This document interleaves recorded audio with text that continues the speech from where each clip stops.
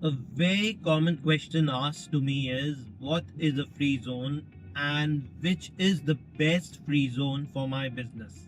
Inside UAE, there are designated areas. For example, there's a designated area inside Ajman, inside Ras Al Khaimah.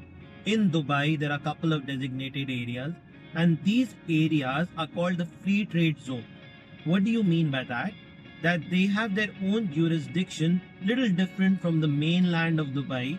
And anyone who opens a company there, whether it's for trading, for services, will be confined to the jurisdiction of that zone. And they will have a company in that geographical area. This company is only allowed to operate within that area, not in mainland Dubai. For example, you have a service company inside a free zone in Dubai, then you can do business with another service company within the mainland. So you can do B2B business, but you are not allowed to do B2C business directly to the consumer without going through another company in the mainland. So that's what is a free zone. So in past, the free zone company were a very lucrative option because you had a chance to open a company with 100% ownership without any local partner in Dubai. Well, that's also possible now in mainland. But why would someone still open a company in free zone if in future they want to shift back to their own country?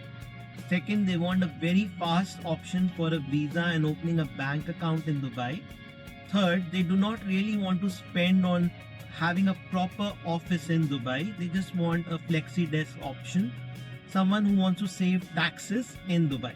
Under these scenarios, I would say a free zone is a very, very good option because they give you a lot of possibilities of opening a company, getting a visa, starting a bank account in Dubai.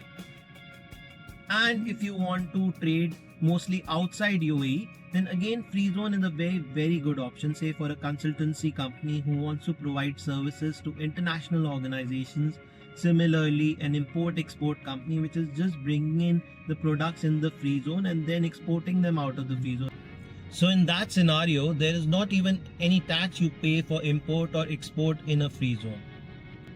So that clarifies exactly what is a free zone. And if you're starting your business in Dubai and you come with limited funds where you're not looking to invest perhaps in an office or building an infrastructure, I suggest that free zone would be the best option for you.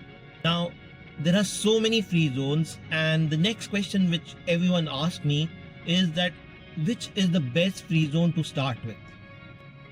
There can be different criterias for you to select a free zone. Now, different free zones have different strengths. For example, if you are looking to do more of shipping kind of business, it would be very good to be next to the port. So Jebel Ali free zone would be a good option.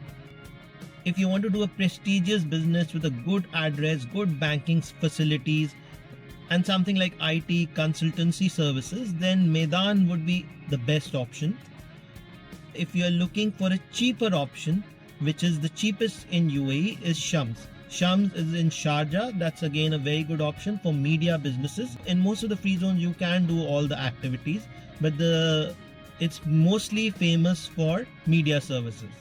Then Dubai Healthcare City is the best option. There are other options like DIFC. It's very, very good for financial products. So if your business is with financial services, then DIFC or DMCC would be a good option.